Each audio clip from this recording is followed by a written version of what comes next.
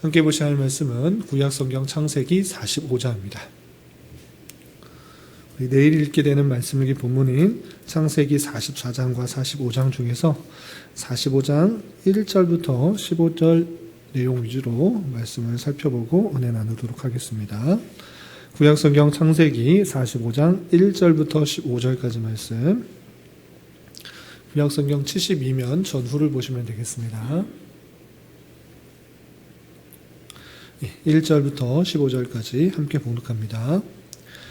요셉이 시종하는 자들 앞에서 그 정을 억제하지 못하여 소리질러 모든 사람을 자기에게서 물러가라 하고 그 형제들에게 자기를 알리니 그때 왜 그와 함께한 다른 사람이 없었더라. 요셉이 큰 소리로 우니 애굽 사람에게 들리며 바로의 궁중에 들리더라. 요셉이 그 형들에게 이르되 나는 요셉이라. 내 아버지께서 아직 살아계시니까 형들이 그 앞에서 놀라서 대답하지 못하더라. 요셉이 형들에게 이르되 내게로 가까이 오소서. 그들이 가까이 가니 이르되 나는 당신들의 아우 요셉이니 당신들이 애굽에 판 자라. 당신들이 나를 이곳에 팔았다고 해서 근심하지 마소서. 한탄하지 마소서. 하나님이 생명을 구원하시려고 나를 당신들보다 먼저 보내셨나이다. 이 땅에 2년 동안 흉년이 들었으나 아직 5년은 밭갈이도 못하고 추수도 못할지라. 하나님이 큰 구원으로 당신들의 생명을 보존하고 당신들의 후손을 세상에 두시려고 나를 당신들보다 먼저 보내셨나니 그런즉 나를 이리로 보낸 이는 당신들이 아니요 하나님이시라. 하나님이 나를 바로에게 아버지로 삼으시고 그 온 집의 주로 삼으시며 애굽 온 땅의 통치자로 삼으셨나이다. 당신들은 속히 아버지께로 올라가서 아뢰기를 아버지의 아들 요셉의 말에 하나님이 나를 애굽 전국의 주로 세우셨으니 지체 말고 내게로 내려오사 아버지의 아들들과 아버지의 손자들과 아버지의 양과 소와 모든 소유가 고센 땅에 머물며 나와 가깝게 하소서. 흉년이 아직 5해가 있으니 내가 거기서 아버지를 봉양하리이다. 아버지와 아버지의 가족과 아버지께 속한 모든 사람에게 부족함이 없도록 하겠나이다 하더라고 전하소서. 당신들의 눈과 내 아우 베냐민의 눈이 보는 바 당신들에게 이 말을 하는 것은 내 입이라. 당신들은 내가 애굽에서 누리는 영화와 당신들이 본 모든 것을 다 내 아버지께 아뢰고 속히 모시고 내려오소서 하며 자기 아우 베냐민의 목을 안고 우니 베냐민도 요셉의 목을 안고 우니라. 요셉이 또 형들과 입맞추며 안고 우니 형제들이 그제서야 요셉과 말하니라. 아멘. 네, 감사합니다. 오늘 함께 나눌 하나님 말씀은 창세기 45장인데 내일 읽게 되는 본문을 금요기도 시간에 함께 나누고자 합니다. 오늘 본문은 본문에서 요셉은 형들에게 자신이 누구인지를 밝히며 아버지를 애굽으로 초청하는 장면이 나오는데 그 말씀 속에서 또 하나님께서 보여주시는 놀라운 섭리의 은혜가 있는 것입니다. 그 말씀 위주로 또 은혜를 받고 또 기도 제목을 삼을 수 있는 그런 시간 될 수 있기 바랍니다. 여러분들 갖고 계시는 교환을 참조해 주시기 바랍니다. 지금 요셉의 이야기를 알기 위해서는 어느 정도 알고는 있지만 앞에 요셉이 겪었던 일들을 알면 더 풍성한 이해가 됩니다. 요셉이 하고자 하는 말들을 잘 이해할 수 있기 때문에 그 앞에 있었던 요셉의 이야기에 대해서 간단하게 말씀드리도록 하겠습니다. 36장에서 보면 요셉의 꿈으로 인하여 형제들은 그를 미디안 상인에게 파는 일이 있습니다. 형제들에게 미움을 받았습니다. 아버지가 요셉만을 사랑하는데 또 요셉도 겸손하지 못하고 자기가 꾼 꿈을 말할 뿐만 아니라 자기가 잘못한 것, 형제들의 잘못을 아버지께 계속 그대로 고하기 때문에 미움을 받고 있었는데 마침 그 미디안 상인들이 있고 아무도 보지 않는 틈을 타서 이 형제들이 요셉을 미디안 상인에 팔게 됩니다. 이 미디안 상인이 애굽으로 가서 애굽 왕인 바로의 시위대장인 보디발의 집에 팔게 되었던 것입니다. 보디발의 가정총무로 지냈으나 보디발의 아내가 누명을 씌워서 자기를 욕보이려고 했다라는 누명을 씌워서 자기 남편인 보디발에게 말하게 되고, 보디발은 그 이야기를 듣고 가만히 있지 않고 당연히 그를 감옥에 넣었던 것입니다. 그런데 누명을 쓰고 감옥에 갇힌 그 속에서 술 맡은 관원장과 떡 맡은 관원장을 만나게 됩니다. 두 사람이 꿈을 꾸었는데 그 꿈을 요셉이 잘 해석해 주자 그 요셉의 그 꿈의 해몽대로 술 맡은 관원장은 복직하고 떡 맡은 관원장은 죽음을 당하게 된 그 일들이 있게 되었습니다. 그런데 요셉은 그 술 맡은 관원장에게 당신이 풀려나면 내가 억울하게 누명을 썼기 때문에 나를 풀어달라라고 부탁했음에도 불구하고 술 맡은 관원장은 요셉의 부탁을 까맣게 잊어버리고 2년이라는 시간이 흐르게 되었던 것입니다. 그때 바로가 꿈을 꾸었습니다. 7의 살찐 송아지가 7의 파리한 살이 마른 그런 소에 먹히는 그런 꿈과 또 7의 살찐 이삭이 7의 마른 이삭에 먹히는 그 꿈을 꾸었던 것입니다. 그런데 애굽 왕 바로의 신하들은 그 꿈이 무엇인지 아무도 밝힐 수가 없었습니다. 그런데 그때 술 맡은 관원장이 2년 전에 자신의 꿈을 잘 해석해준 그 히브리 사람 요셉이 떠올랐던 것입니다. 그래서 바로 왕에게 내가 2년 전에 감옥에 있을 때 꿈을 해석해 준 사람이 있었습니다. 그 사람을 초청하여서 꿈을 이야기하면 잘 해석할 것입니다 라고 추천을 하게 되고, 바로 왕은 아무도 해석해 준 사람이 없었는데 술 맡은 관원장이 추천해 준 그 사람이 해석을 해 준다라는 이야기를 듣고 다시 요셉을 감옥에서 꺼내서 꿈의 이야기를 잘 해줍니다. 그 꿈을 이야기를 잘 듣자 하나님께서 지혜를 주셔서 그 뜻이 무엇인지를 잘 밝혔던 것입니다.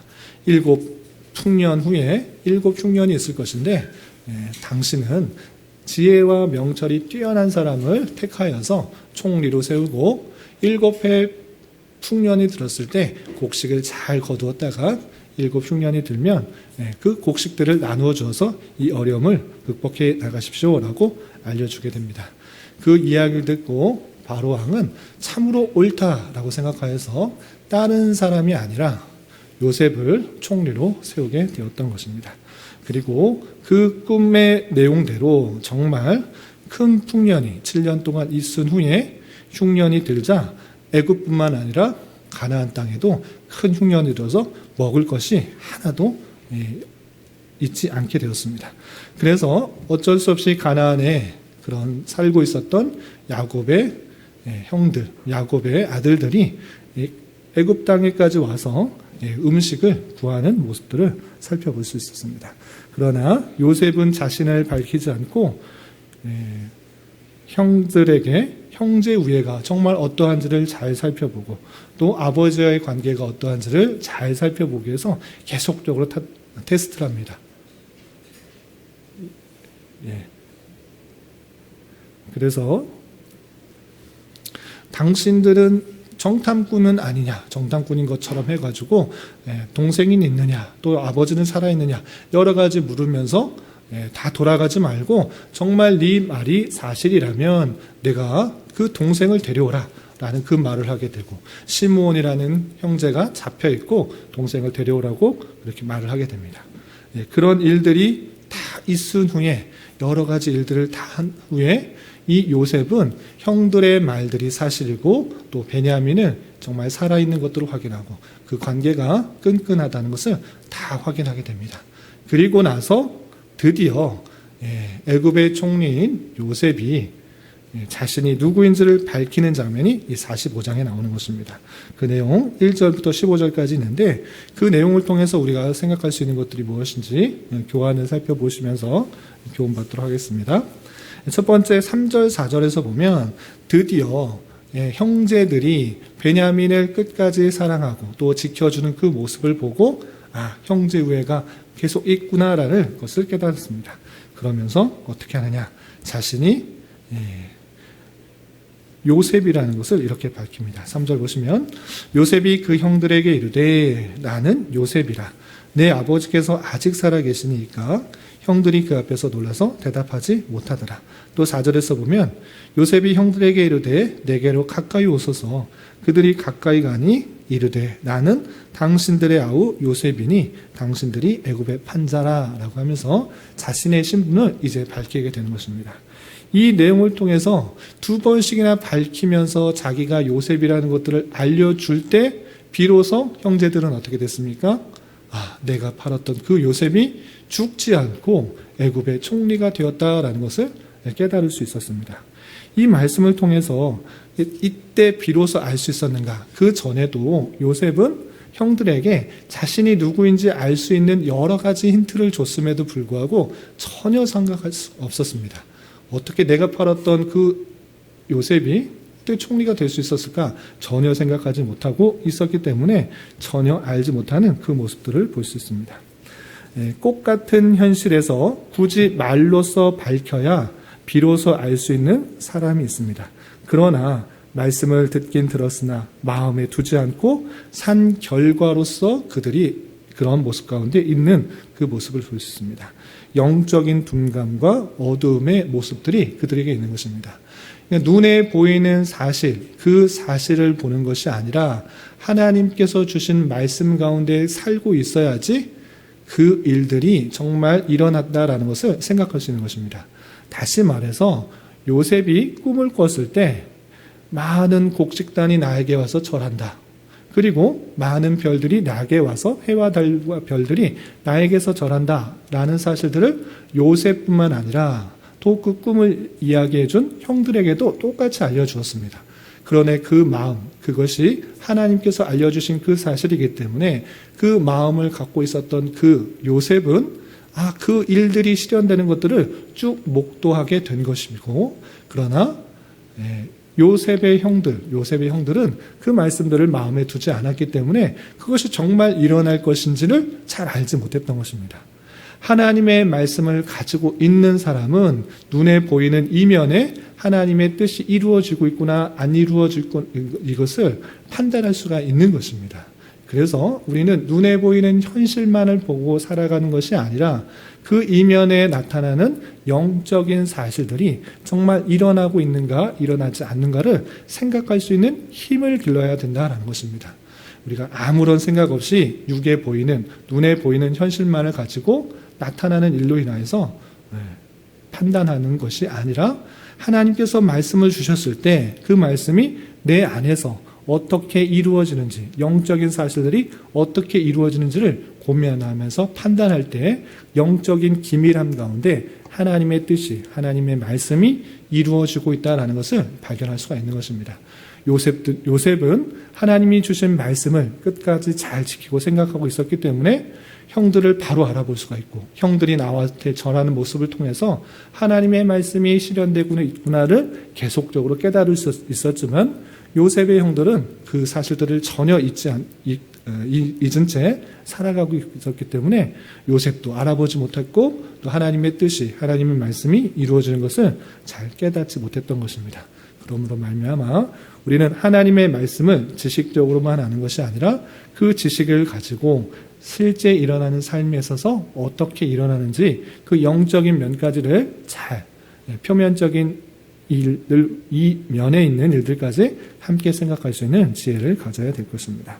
그리고 요셉이 고백했던 그 말에서 그가 어떻게 하나님에 대해서 고백하고 있는지를 잘 살펴볼 수 있습니다.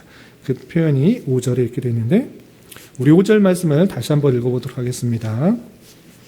시작. 당신들이 나를 이곳에 팔았다고 해서 근심하지 마소서, 한탄하지 마소서. 하나님이 생명을 구원하시려고 나를 당신들보다 먼저 보내셨나이다. 요셉이 판 것은 당신들이 팔았다고 해서 그 잘못들을 지적하고 그에게 해코지하는 그런 마음들이 전혀 없었습니다. 그 모든 일은 하나님께서 섭리하신 것입니다 라고 고백하고 있는 것을 볼 수 있습니다. 똑같은 이스라엘이지만 같은 현실에 두려워 떠는 자가 있고 복수의 칼날을 세우는 자도 있을 수 있고, 섭리적 해석을 하며 원수를 위로하는 자가 있을 수 있는 것입니다. 내가 요셉이 됩니다 라고 말할 때 형제들은 내가 팔았던 요셉이 총리가 되었다고 두려워했습니다. 그러나 그런 것이 아니라 그 모든 것을 통하여서 하나님께서 선을 이루시려고 나를 그 악한 것까지 사용하셔서 형제들을 살리려고 하는 놀라운 일을 행했다라고 하면서 그 섭리적 해석을 하는 것을 볼 수 있습니다. 이것을 통하여서 하나님께서는 모든 것을 통하여서, 심지어는 악한 것을 통하여서도 하나님의 뜻을 이루고자 섭리하시고 다스리고 역사하시는 그 놀라운 은혜들을 볼 수가 있는 것입니다. 그래서 당장에 만나는 그 일들이 너무나 억울하고, 형제들을 팔렸을 때 얼마나 억울하겠습니까? 그리고 또 가정총무로서 일을 하는데 보디발의 아내로부터 누명을 당했을 때 얼마나 억울하겠습니까? 내가 잘못한 것 하나 없는데 누명을 써서 또 감옥에 가고, 감옥에 가서 또 부탁을 해서 또 나를 풀어달라고 알려주었음에도 불구하고, 잘 부탁했음에도 불구하고 그 풀려난 술 맡은 관원장이 전혀 생각하지 못하고 2년이나 계속적으로 감옥에 갇혀있는 그 생활을 할 때 왜 이렇게 나는 되는 일도 없고 억울한 일만 당하나 안타까우며 힘들며 낭망하고 좌절할 수도 있었습니다.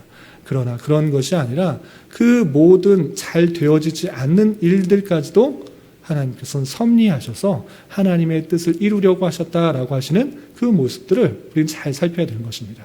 그래서 당장에 만나게 되는 여러 가지 어려운 일들, 낭망되는 현실들, 좌절되는 현실들에서 그때도 하나님께서 이 사실들, 이 현실들을 붙들고 계시다라는 사실을 기대하면서 하나님께서 이 일들을 통하여서 어떻게 이끌어 나가실 것인지를 고민하며 신앙의 연단과 또 성숙의 시계로 삼아야 될 것입니다. 그리고 7절에서 보면 또 요셉은 이런 표현을 하는 것을 볼 수 있습니다. 7절도 같이 한번 읽어보겠습니다. 시작. 하나님이 큰 구원으로 당신들의 생명을 보존하고 당신들의 후손을 세상에 두시려고 나를 당신들보다 먼저 보내셨나니. 이것도 하나님께서 사람들의 계획을 초월해서 하나님께서 그 뜻을 이루려고 섭리하신다라는 것들을 잘 표현하고 있는 것입니다.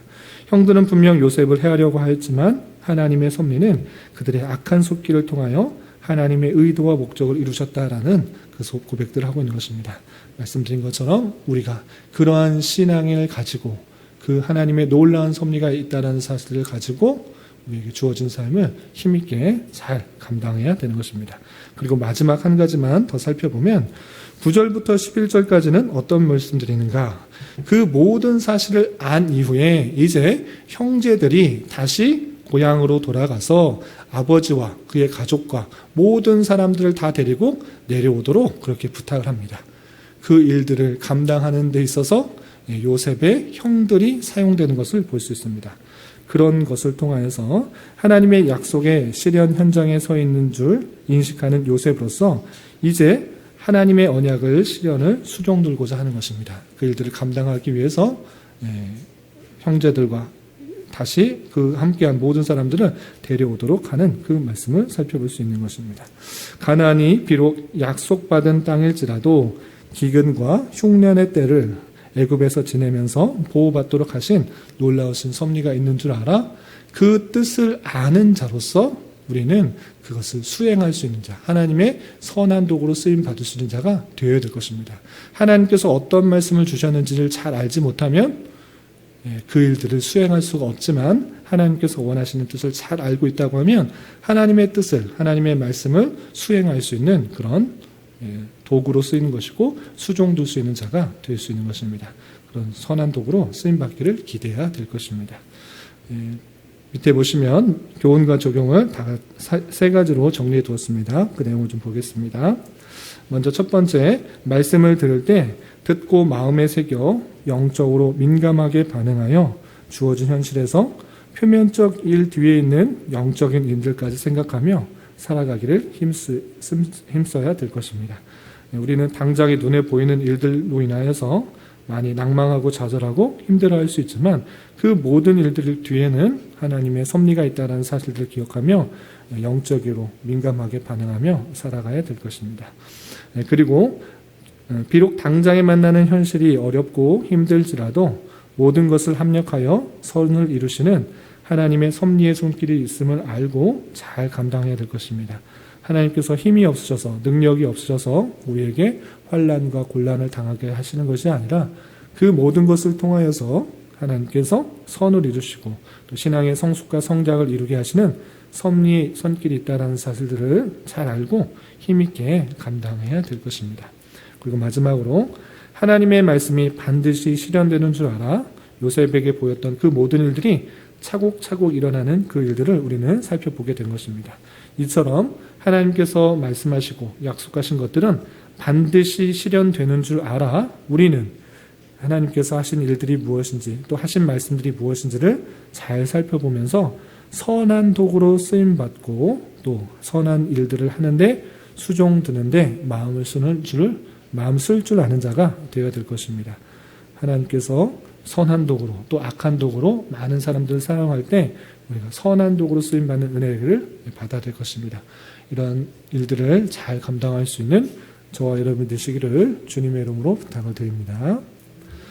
뒷면에 보시면 말씀을 생각하면서 기도하도록 되어 있는데 먼저 말씀 안에서 상황을 판단하며 주어진 일들에 영적으로 민감하게 반응한 자가 되게 해달라고 눈에 보이는 현실로 인하여서 생각할 것이 아니라 그 이면의 일들도 함께 생각할 수 있는 자가 되게 해달라고 영적으로 민감한 자가 되게 해달라고 기도했으면 좋겠고 또 여러 가지 어려움 속에서도 하나님의 선하신 뜻을 이루어가는 섭리가 있음을 믿고 우리에게 주어진 여러 가지 현실을 잘 감당하게 해달라고 기도했으면 좋겠습니다.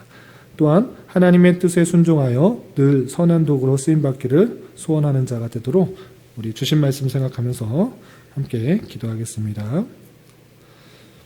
하나님 아버지 감사합니다. 오늘 말씀을 통하여서 또 우리가 어떻게 또 살아가야 되는지 또 교훈받고 도전받았습니다. 하나님께서 우리들에게 행하신 여러 가지 일들을 기억하면서 모두 나아가게 하여 주시고 또 그 일들로 인해서 또 힘있게 살아갈 수 있도록 인도하여 주옵소서. 눈에 보이는 현실들로 인해서 낭망하고 좌절하고 또 놀라고 힘들어하는 것이 아니라 그 이면 속에서 하나님의 섭리들을 발견하며 나아갈 수 있는 자 되게 하여 주시옵소서. 또 여러 가지 어려움 속에서도 하나님의 선하신 뜻을 이루어가는 섭리가 있음을 믿고 하나님 아버지 감사합니다. 오늘 말씀을 통하여 형들에게 자신의 신분을 밝히고 그 모든 것들이 하나님의 섭리였음을 고백하는 말씀을 대하였습니다. 이런 말씀을 대하는 자로서 눈에 보이는 상황에만 집착하지 말고 그 이면에 있는 영적인 세계와 하나님의 섭리를 바라볼 줄 아는 자가 되게 하여 주시고 당장에 만나게 되는 여러 가지 현실이 어렵고 힘들지라도 하나님께서 모든 것을 합력하여 선을 이루실 줄 믿고 맡겨진 일들에 최선을 다하는 자 되게 하여 주시며 늘 하나님의 선한 도구로 쓰임받기를 소망하며 살아가는 자 되게 하여 주시옵소서. 주님 계속해서 우리에게 주어진 여러 가지 기도 제목을 가지고 주님 앞에 나아갑니다. 믿음으로 간구하는 은혜의 시간이 되게 하여 주시옵소서. 예수님의 이름으로 기도 올려옵나이다. 아멘.